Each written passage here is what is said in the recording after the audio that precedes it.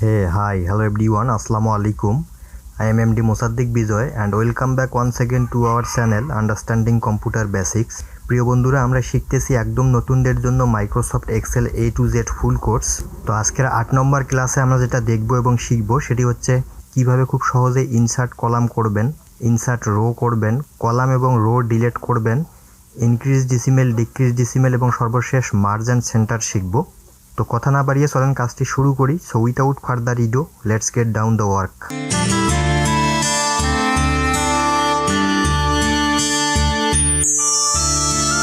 তো first time আমরা চলে আসলাম আবারও কম্পিউটার স্ক্রিনে।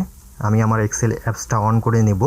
এখানে দেখতে পারতেছেন গত পর্বে আমরা একটা স্টুডেন্ট রেজাল্ট শিট তৈরি করেছিলাম, সেই শিটটা আমি ওপেন করে নিয়েছি। তো আজকে আমরা প্রথমে যেটা দেখব কিভাবে ইনসার্ট রো এবং কলাম করতে হয়।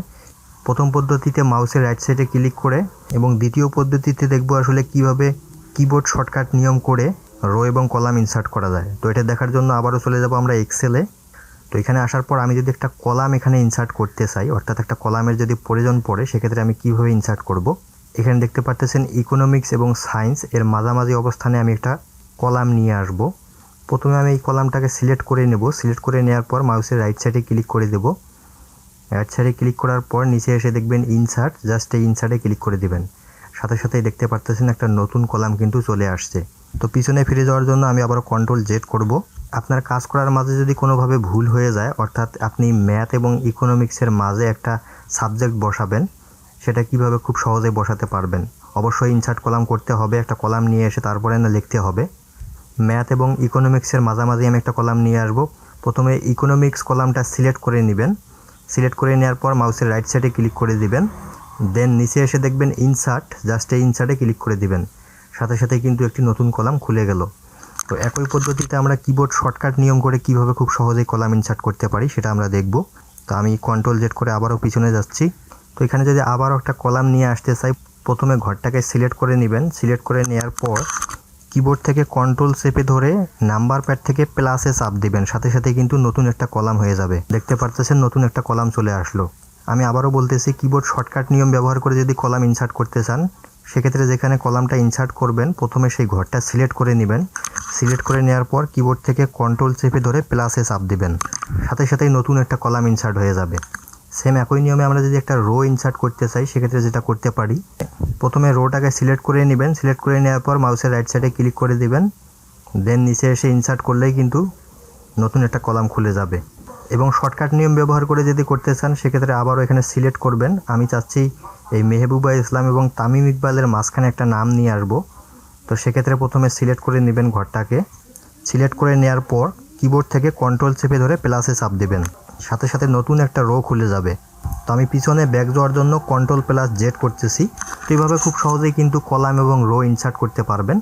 তো মাইক্রোসফট এক্সেলে এ পর্যায়ে আমরা যেটা দেখব সেটি হচ্ছে খুব সহজে কিভাবে কলাম ডিলিট করবেন এবং রো ডিলিট করবেন। তো এটা দেখার জন্য আবারও এক্সেলে চলে যাব। কলাম এবং রো ডিলিট করা খুবই সহজ। ফর এক্সাম্পল আমি এই সায়েন্সের কলামটাকে ডিলিট করে দেব। প্রথমে উপরে চলে যাবেন, উপরে গিয়ে সিলেক্ট করে নেবেন। সিলেক্ট করে নেওয়ার পর মাউসের রাইট সাইডে ক্লিক করে নিচে এসে দেখবেন ডিলিট, জাস্ট এই ডিলিটে ক্লিক করলেই কিন্তু ভ্যানিশ হয়ে যাবে। এবং রোর ক্ষেত্রেও ঠিক একই নিয়ম। প্রথমে ঘরটাকে সিলেক্ট করে নেবেন। আমি যদি এই আবিদা সুলতানের নামের রোটাকে ডিলিট করতে চাই, প্রথমে সিলেক্ট করে নেব, দেন মাউসের রাইট সাইডে ক্লিক করে দিয়ে নিচে এসে দেখবেন ডিলিট, জাস্ট এই ডিলিটে ক্লিক করলে চলে যাবে। এবং কিবোর্ড শর্টকাট নিয়ম ব্যবহার করে যদি ডিলিট করতে চান, সেক্ষেত্রে যেটা করতে পারবেন, যে কলাম বা রোটাকে ডিলিট করতে চান প্রথমে সেটাকে সিলেক্ট করে নেবেন। আমি ইকোনমিক্সকে সিলেক্ট করে নিলাম। সিলেক্ট করে নেওয়ার পর কিবোর্ড থেকে কন্ট্রোল চেপে ধরে নাম্বার প্যাডের ওইখান থেকে মাইনাসে চাপ দেবেন, তাহলেই কিন্তু ডিলিট হয়ে যাবে। ফর এক্সাম্পল আমি এখান থেকে কন্ট্রোল চেপে ধরে মাইনাসে চাপ দিলাম, সাথে সাথেই কিন্তু ডিলিট হয়ে গেল। আমি এখানে এসে 8 নম্বর রোটা, অর্থাৎ এই তামিম ইকবাল যে নামটা আছে সেই রোটাকে আমি ডিলিট করে দিব। প্রথমে সিলেক্ট করে নেব। সিলেক্ট করে নেওয়ার পর কিবোর্ড থেকে কন্ট্রোল চেপে ধরে মাইনাসে চাপ দিব, সাথে সাথেই ডিলিট হয়ে গেল। এভাবে খুব সহজেই ডিলিট করতে পারবেন কলাম এবং রো।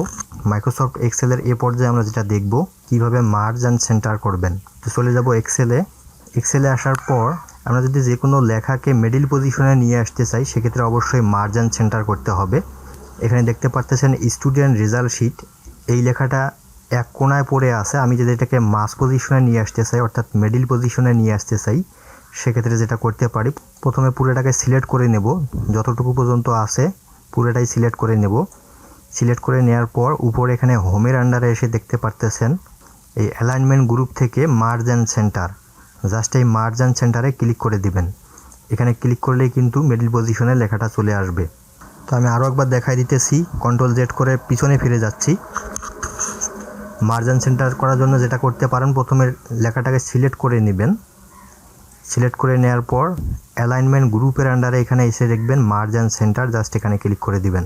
তো যে কোনো কলাম এবং রোকে বড় করার জন্য মার্জ অ্যান্ড সেন্টার কিন্তু ব্যবহার করা হয়।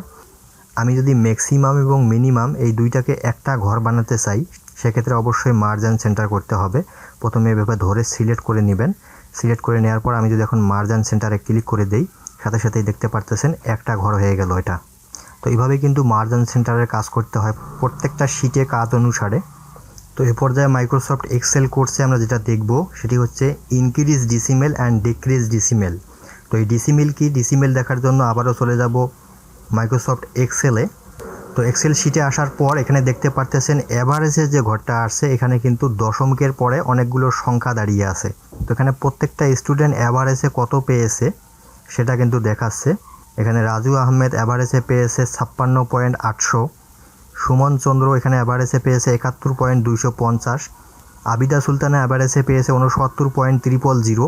তো এইভাবে যদি আমরা এই সংখ্যাগুলোকে, অর্থাৎ দশমিকের পরে যে সংখ্যাগুলো আছে সেটাকে না রাখতে চাই, অর্থাৎ ভ্যানিশ করে দিতে চাই, সেক্ষেত্রে যেটা করতে পারি, প্রথমে অ্যাভারেজের প্রত্যেকটি সংখ্যাকে এভাবে সিলেক্ট করে নেবেন। সিলেক্ট করে নেওয়ার পর হোমের আন্ডারে রিবন থেকে এখানে নিচে এসে দেখবেন নাম্বার, এই নাম্বার গ্রুপের আন্ডারে দুইটা অ্যারো বাটন দেয়া আছে। অর্থাৎ বাম পাশে যেটা আছে সেটাকে বলা হয় ইনক্রিজ ডিসিমেল এবং ডান পাশে যেটা আছে সেটাকে বলা হয় ডিক্রিজ ডিসিমেল। তো ডিক্রিজ ডিসিমেল যদি করি আমরা, এখানে যদি ক্লিক করি, সাথে সাথেই দেখতে পারতেছেন অ্যাভারেজের ঘর থেকে দশমিকের পরে যে সংখ্যাগুলো আছে সেগুলো কিন্তু চলে যাচ্ছে। অর্থাৎ আমরা এখন কিন্তু সিঙ্গেল করে নিলাম। এখন দেখতে পারতেছেন রাজু আহমেদ অ্যাভারেজে পেয়েছে 57, সেই 57ই আছে। সুমন চন্দ্র পেয়েছে অ্যাভারেজে 71, 71ই আছে। দশমিকের পরের সংখ্যাগুলো কিন্তু চলে গেছে। এবং ঠিক একই নিয়মে যদি আপনার দশমিকের পরে নাম্বারগুলোর প্রয়োজন পড়ে, সেক্ষেত্রে যেটা করতে পারেন, এভাবে ধরে সিলেক্ট করে নিয়ে নাম্বার গ্রুপের আন্ডারে এসে এখানে যদি এখন ইনক্রিজ ডিসিমেল করেন, তাহলে কিন্তু আবার দশমিকের পরের সংখ্যাগুলো চলে আসবে। তো সব মিলিয়ে ইনক্রিজ করলে দশমিকের পরের সংখ্যা বাড়বে এবং ডিক্রিজ করলে দশমিকের পরে যে সংখ্যাগুলো আছে সেগুলো চলে যাবে। তো এই ছিল ইনক্রিজ ডিসিমেল অ্যান্ড ডিক্রিজ ডিসিমেলের কাজ।